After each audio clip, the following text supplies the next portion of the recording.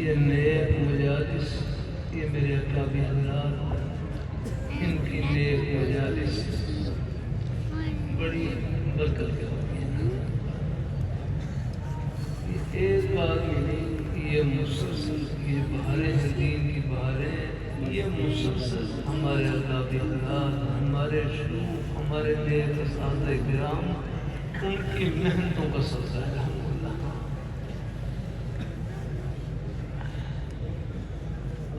کبھی کبھی طلباء سر کر دیا جاتا ہے، جتنا ثواب پڑھنے والے طلباء کو مل رہا ہے، نیک اساتذہ کرام کو مل رہا ہے، اتنا ہی ثواب ان کی طرف محبت کی ایک نظر دیکھنے والے، ایک لقمہ خدمت کرنے والے سب برابر کے ثواب کو سمجھتا ہے۔ اللہ اپنی مہربانی، یہ پنکھا آپ کے اوپر لگا ہوا ہے، مجھے معلوم نہیں کس بھائی نے یہ پنکھا لگا رکھا ہے، یہ اللہ گھر تعمیر ہے، مدرسہ تعمیر ہے، ایک ایک اینٹ میں جس نے حصہ لے لیا، چاہے مسجد کے باہر کوئی تختی لگے نہ لگے، عرش پر تختی لگ گئی سی۔ ایک حدیثی میں آتا ہے، اذا مات الانسان انقطع عنه عمله الا من ثلاث، صدقة جاریة او علم ينتفع به او ولد صالح يدعو له، کہ جب انسان فوت ہو جاتا ہے، اس سے اس کے عمل کا سلسلہ منقطع ہو جاتا ہے، ختم ہو جاتا ہے، لیکن تین چیزیں ایسی ہیں موت کے بعد بھی ان کے اجر و ثواب کا سلسلہ جاری رہتا ہے۔ ان میں سے ایک صدقہ جاریہ والی، صدقہ جاریہ، کوئی ایسا خیر کا کام کر دیا کہ جس سے مخلوق کے خدا کو فائدہ پہنچا۔ اللہ اپنی مہربانی فرماتا ہے، صدقہ جاریہ والی۔ اب یہ مدرسہ ہے، اب یہ طلباء پڑھ رہے ہیں، یہ جب تک پڑھیں گے پھر آگے کس سے آگے پڑھیں گے، یہ دین کی حفاظت کرے، تسلسل ہے۔ اللہ نے اپنے دین کو قیامت تک باقی رکھنا ہے، بس دعا یہ کرتے رہے ہمارے طلباء بھی، بچے بھی، سب کہ یا اللہ ذرے کے طور پر، ذریعے کے طور پر یا اللہ ہم سب کو قبول فرما۔ الحمدللہ، ہماری جان مال کو قبول فرما، ہمارے بچوں کو قبول فرما۔ اللہ تعالیٰ اپنی مہربانی فرمائے، پھر دین کی محبت اللہ نے ہر مسلمان کے سینے میں رکھی ہے۔ یہ ہمارے شہر کے احباب میں تشریف فرما ہے، آپ کے روزی کے بہانے یہ سب جنت کے بہانے، آپ کے روزی کے بہانے یہ سب جنت کے بہانے ہیں۔ ایک بھائی کہنے لگے دنیا داؤ الاسباب ہے، یہاں پر اللہ تعالیٰ نے ضرورتیں لگا رکھی ہیں، کھانے کی، پینے کی، رہائش کی، لباس کی، یہ مختلف قسم کی ضرورتیں لگا رکھی ہیں۔ ان ضرورتوں کو پورا کرنے کے لیے اللہ تعالیٰ نے بہانہ روزی کا رکھا ہوا ہے، اور حقیقت میں ان میں اللہ تعالیٰ نے اپنے بندوں کی کوئی نہ کوئی مجموعہ کیا اور کرنا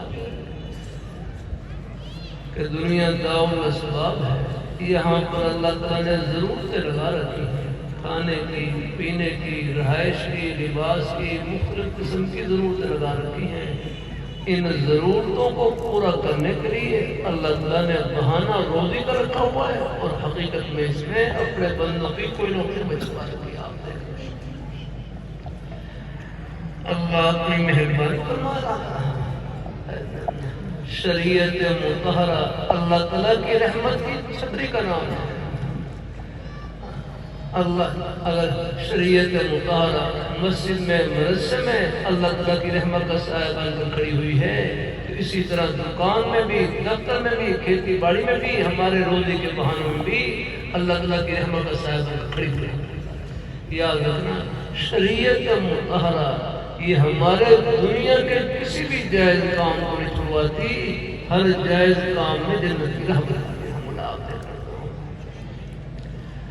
اللہ کو دکان کو نہیں چھوڑواتی، دکان میں جنت کی راہ بتاتی ہے، دفتر کو نہیں چھوڑواتی، دفتر میں جنت کی راہ بتاتی ہے، کھیتی باڑی کو نہیں چھوڑواتی، کھیتی باڑی میں جنت کی راہ بتاتی ہے۔ اب آپ پہلے دنوں میں طلبا ترمذی شریف میں کتاب البیوع، بیع کتاب البیوع سے بیع شراء کے متعلق، خرید و فروخت کے متعلق احادیث پڑھے گا۔ تو ایک بھائی طلباء کہنے لگے دیکھو یہ خرید و فروخت بیع شراء کے متعلق احادیث ہے، ان پر عمل کرنے کا موقع شاید ہمیں مسجد میں نہ ملے، ان پر عمل کرنے کا موقع مدرسے میں نہ ملے، ان پر عمل کرنے کا موقع بازار میں ملے گا، ان پر عمل کرنے کا موقع دکان میں ملے گا۔ ہم طلباء ان احادیث کے اوپر کیسے عمل کریں؟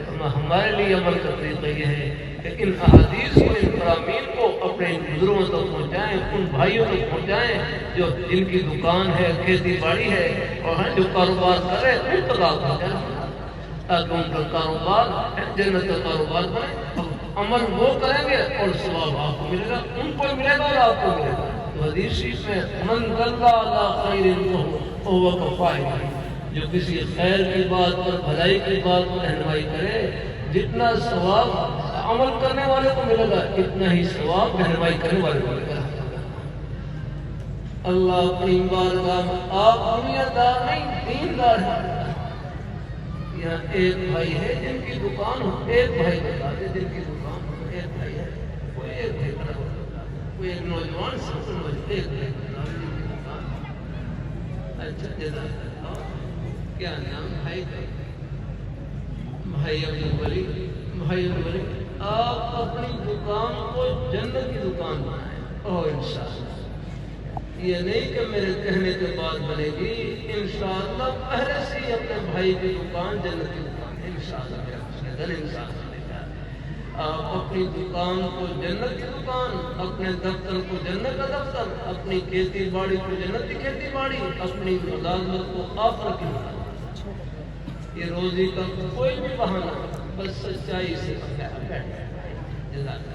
روزی کا کوئی بھی بہانہ بس سچائی سے بھرا ہوا، امانت داری سے، اپنی حق حلال کی روزی سے، یہ بہانہ فرش کا نہیں، جنت کی ٹھنڈی ہوا ہو جاتی ہے۔ کبھی کہنے سننے میں غصہ لگ جاتا ہے، اللہ تعالیٰ سے معافی مانگ لی اور آئندہ قریب کی کوشش کر دی کہ وہاں رائے کے قریب کوٹ راجا کرشن شہر ہے، وہاں جیسے ایک دن بات نہیں جا رہا، سال سواری میں ایک بھائی بیٹھے، میرے ساتھ سواری میں ایک بھائی بیٹھے، وہ کہنے لگے میری رائے میں شوز کی دکان ہے، رائے میں شوز کی دکان، جوتوں کی دکان ہے۔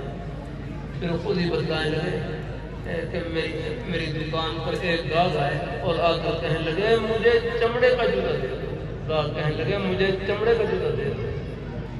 میں نے ان کو صاف کہہ دیا کہ میری دکان میں چمڑے کا جوتا نہیں ہے، سچی بات کہہ دی، میری دکان میں چمڑے کا جوتا نہیں ہے۔ تو بہرحال یہ سن کر وہ دکان سے باہر نکلے اور آگے چلے گئے، لیکن کچھ فاصلے پر جانے کے بعد پھر دوبارہ دکان میں واپس آئے اور آ کر کہنے لگے کہ مجھے آپ کی سچائی کھینچ کے لائی ہے، مجھے آپ کی سچائی کھینچ کے لائی ہے۔ پھر کہنے لگے چلو آپ کی دکان میں چمڑے کا جوتا نہیں ہے، اب آپ کا خیال میں کوئی اور اچھا جوتا ہو تو وہ دے۔ تو بھائی سچ بولنے میں نفع ہی نفع ہے، سچ بولنے میں کہیں گھاٹا نظر آئے وہ گھاٹا نہیں، وہ شیطان کا ڈراوا ہے، آپ جم جائیں گے۔ اللہ اپنی مہربانی فرمائے، اللہ اپنی بازار، اللہ اپنی ایک بات پورا مجمع دل میں بٹھا دے۔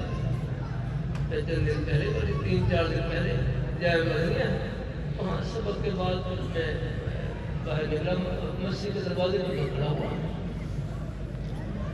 ہمارے ہندوستان سے 2 مہمان تشریف لائے ہوئے، وہ کاروبار والے تبلیغ جماعت میں لگا رہے تھے، ان میں سے ایک پریشانی کے عالم میں کہنے لگے جو بھی کام کرتا ہوں وہ الٹا ہو جاتا ہے۔ پریشانی کے عالم میں مطلب یہ تھا کہ میں جو بھی کاروبار کرتا ہوں اس میں نقصان ہو جاتا ہے۔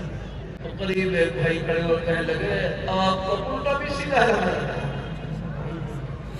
مسلمان کی الٹی بھی سیدھی حرکت ہے۔ جو کاروبار میں نقصان ہے، نقصان بس ہر وہ نقصان جس میں اللہ تعالیٰ صبر کی توفیق عطا فرما دے، دعا کی توفیق عطا فرما دے، اپنی بارگاہ میں جھولی بنانے کی توفیق عطا فرما دے. یہ دیکھنے میں نقصان ہے اور اندر سے جنت کی ٹھنڈی ہوا. ایک بات پورا مجمع دل میں بٹھا دے. پورا مجمع مسلمان کا گھاٹا نہیں ہے، دل سے نکالتا ہے. مسلمان کا گھاٹا نہیں ہے، دل سے نکالتا ہے. مسلمان کا گھاٹا اللہ تعالیٰ کی کوئی ناراضگی والی بات ہے. اللہ تعالیٰ کی ناراضگی والا کوئی کام نہ کرے وہ گھاٹے ہے. باقی جو کاروبار کا نقصان ہے یہ تو آخرت کے امتحان کا پرچہ ہے. خود اللہ بھی فرما رہے ہیں وَلَنَبْلُوَنَّكُمْ بِشَيْءٍ مِّنَ الْخَوْفِ وَالْجُوعِ وَنَقْصٍ مِّنَ الْأَمْوَالِ وَالْأَنفُسِ وَالثَّمَرَاتِ وَبَشِّرِ الصَّابِرِينَ. وَلَنَبْلُوَنَّكُمْ شروع میں امتحان کا ذکر ہے، درمیان میں پرچے کا ذکر ہے اور آخر میں نتیجے کا ذکر ہے. جو عرش کا امتحان ہے وہ ہمارے ایک انسان سے ساتھ ہے. سچائی کا امتحان ہے، امانتداری کا امتحان ہے. یہ ہماری زبان کا ایک اور امتحان سمجھ رہا ہے. اللہ اپنی بارگاہ میں قبول فرمائے.